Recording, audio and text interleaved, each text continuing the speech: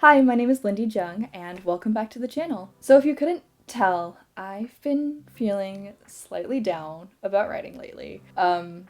Yeah, I think it's pretty evident from my vlogs that Moths has been giving me a hard time. Moths is my dark academia adult fantasy, and although I do love this project, like genuinely love it and want to see it through and want to query with it and can't picture myself querying with anything else, it has just been kicking my ass and making me feel like I can't write, sapping my joy when it comes to writing and storytelling, which honestly, like, the joy of it is why I do it because I don't make any money off of it. It's been a tough time, and the goal of today is to sort of remind myself that I love this stuff. I love writing, I love telling stories, and there is joy in creativity, and that is one of the main reasons that I do this at all. So I'm going to talk about some of my other projects today.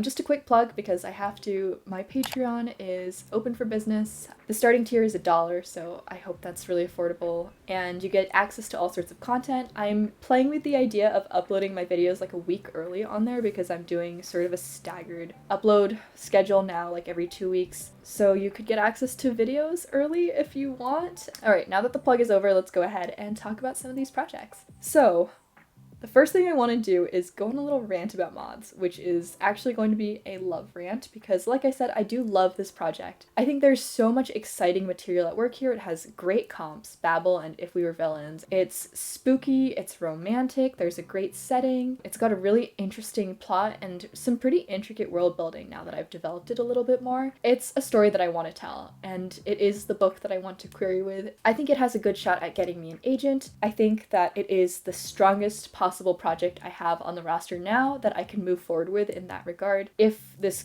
is even possible, I think it would be a great debut because I feel like it is very representative of the work that I do want to put out for the rest of my life, which might sound surprising given what you're about to hear about the rest of my stories. Like, this is the story that I want to be writing right now. It's just coming out really slowly. I'm starting to think of it as, okay, it took X amount of time to marinate because I came up with the idea and was writing early drafts of it sometime in like 2020. And now that it's pretty much fully marinated, like, I think nothing very major about the world or the story or the characters will change. I'm just going to like tinker with the themes and some of the details a little bit. I just have to cook it, and to cook it, I have to know exactly what temperature I want it at, whether to wrap it up in foil or leave it out.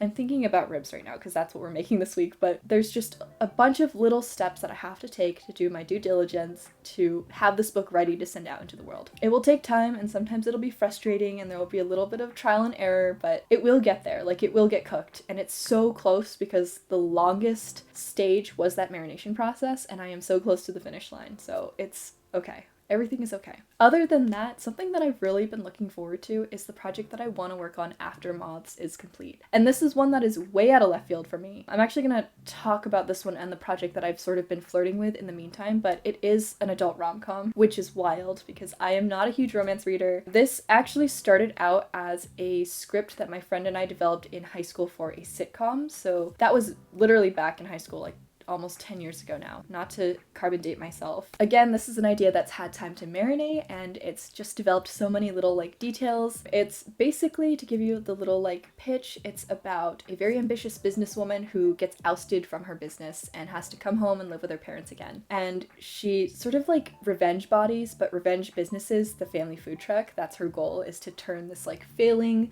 sort of old food truck into a viable business. It is very much The Bear meets Kim's Convenience. So a lot of the themes revolve around culture and how for a lot of diaspora kids their main connection to the heritage culture is going to be food and family. There's actually like a lot of substance in there that is very personal to me and based off of my experiences, and I am just like so excited to write this. I've actually talked about the love interest before. He's the head chef of the food truck, so he and the main character sort of butt heads. His name is Nathan, and I did discuss him on Anna's podcast a couple weeks ago, so if you want to check that out, there's more details there. But other than that, I'm just so excited for this one. It feels like such a complete idea. I have the story all laid out in my head. It sort of like is playing out like a 2-hour movie, so I feel like it'll be just a breath of fresh air to work on this. And at the same time, it is a stretch for me because I don't really write any sort of contemporary fiction without some sort of speculative element. I haven't really written much romance before. I've definitely not written a ton of like heterosexual romance, although honestly both characters are very bisexual. There is just so much in this story that is brand new to me and that I'm super excited to try out. And then on the other hand, at the same time or sort of in tandem, I want to work on this literary fabulism or fabulist novel. So it's sort of a stretch in the opposite direction. And this is a book that I just started developing. I was looking for an idea, like racking my brain for something I could apply to a specific opportunity with. I didn't really want to apply with like one of my genre fiction pieces or the rom-com, like those didn't feel like a good fit, so I sort of developed this idea relatively quickly. It's unfolded into like a full idea very, very easily. And I don't want to talk too much about this one because it's still so fresh and so new. It's basically like a multi-generational story about a grandmother, a mom who's like in her early 30s, late 20s, and her preteen daughter. And the mom, the middle one, is like implicated in this murder, so she's being chased by this private investigator, and there's like supernatural happenings, and it's set in mountains in California, which is like a region I really love. I'm not gonna say the specific region because that might change because it's sort of a little bit arbitrary. So it's definitely like small, decrepit town vibes and intergenerational trauma, I guess. And it's very weird, and it's been really fun to write. I have been writing my sample pages, and they are very much flow of consciousness, but the flow feels very smooth and natural. So, you know, I'm writing this, or I'm going to be working on this project in tandem with the rom-com, and they're very much stretches in different directions. So I feel like it'll be interesting to see which one is more naturalistic for me, because I think that could inform the trajectory of my career basically moving forward. But again, two projects that are very, very different for me. The next book that I am thinking about working on probably sometime in 2024, but we'll have to see how those other two books sort of progress, because who knows, it might end up being another 3-year-long situation with the rom-com, is actually a sci-fi science fantasy. Sci-fi stands for climate fiction, so it's basically any sort of fiction that deals with climate change or its consequences. Climate change has very much been on the forefront of my mind. My schooling was in ecology. I got my BS in zoology last year in December. I also did like a tropical ecology and conservation program for my study abroad, and I worked with ecologists. I've been working in wildlife conservation and vet med, and like just that side of my life is very much science and climate change and ecology and the consequences of. So I've been sort of like, I don't know, almost against my will. I've been developing this idea for this science fantasy set in a flooded world, and it's biopunk.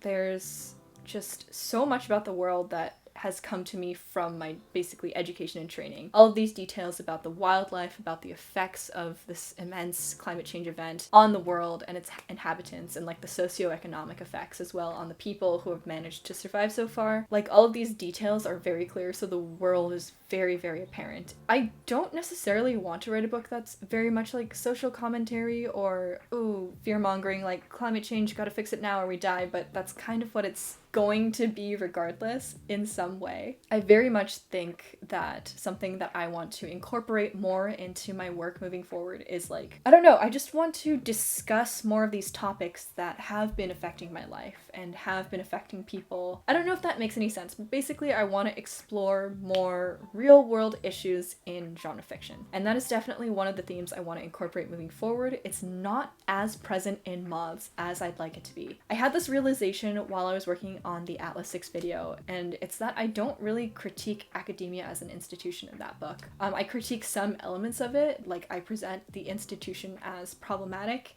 and damaging and disruptive and very much like lying about its intent, but I don't really take that like big picture of academic institutions around the globe and their history, and I don't do much with that, which I think is okay because it is a smaller scale novel. Like it's very much self-contained, but issues like climate change, like those big global problems that affect everyone, those are things that I want to see represented more in fiction. I think that's been a lot of my frustration with my reading lately, is that I don't see a lot of genre fiction that really tackles those issues or has something to say about that. So that's kind of my goal with this, is to not write like a preachy moralizing book, but to write something that's like, hey, climate change, and kind of be very upfront about it and examine as many different facets of climate change and its repercussions as I can, but to also like have a really interesting world and to have interesting characters. I think the only thing with this project and why I'm not writing it right now, even though it's pretty developed, is that I don't have a plot for it. Like I have the characters and I have the setting. The plot that I have laid out is kind of generic fantasy quest, and I don't want it to be that.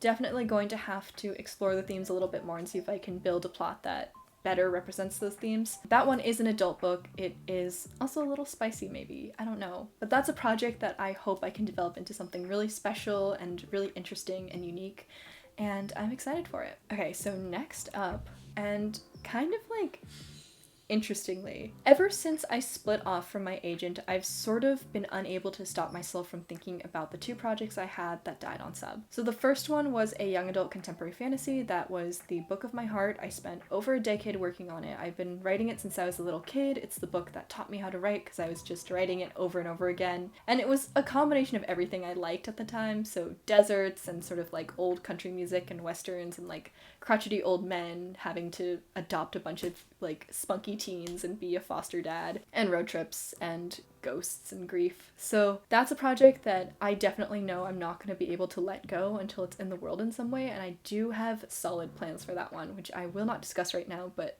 I'm very excited for it. And then the second book that I had that died on sub because I left my agent while it was still on sub was Tiger, which was a young adult fantasy. Early on in this channel's inception, you can see me like revising it and preparing it for submission. So that's a project that is still like relatively fresh. It was only on submission for about a year, which is nothing in these times, honestly. And this one is a little bit more complicated because I do think this works best as a novel. It is so tied to like literary canon, specifically mythology. I don't think it would work very well in other formats, but I don't think it should be a young adult novel. One of the things that I'm thinking about doing is expanding the scope of the story because honestly, I will get more into this when I talk about Immortal Longings. I think one of the main distinguishing traits between young adult fantasy and adult fantasy is the scope of the plot and the world. I want to increase the scope and maybe rework it into an adult book. My only issue here is that I have been untangling and sort of examining my own relationship with the idea of diaspora writers writing secondary world fantasy books,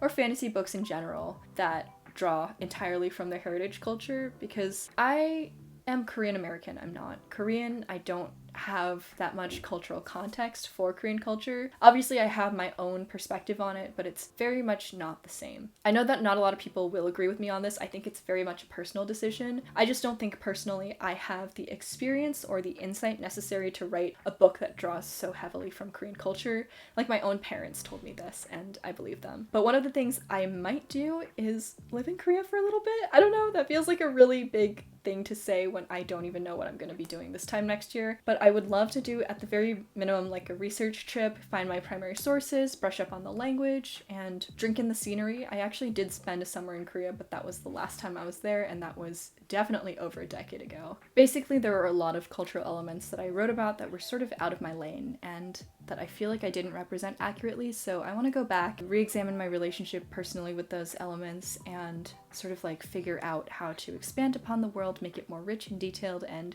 rewrite the story for an adult market. I think that'll be an interesting challenge for me. It's one of the reasons that I'm reading Immortal Longings and having that discussion, is I'm starting to think about how you would adapt a young adult story into an adult story, because it was very much a coming of age story, so I think that's another element I'd have to either change or nix completely. There's like a lot to think about. Yeah, those are basically all of the book projects that I would have moving forward. I have other ideas, but they're not as concrete as those. This is basically my lineup for the next like year and a half to 2 years, if I'm being very optimistic. Outside of that, I don't know, I'm really happy to be writing so much short fiction lately. I'm so glad that I've discovered it. I have been slowing down, but I do have a bunch of different short fiction ideas still percolating. I'm just sort of waiting for the right mood to hit me. And that's something I love about short fiction, is that I can wait for the mood to hit me and then knock it out in like a day or two or a week, and then just have a finished piece that I can revise at will.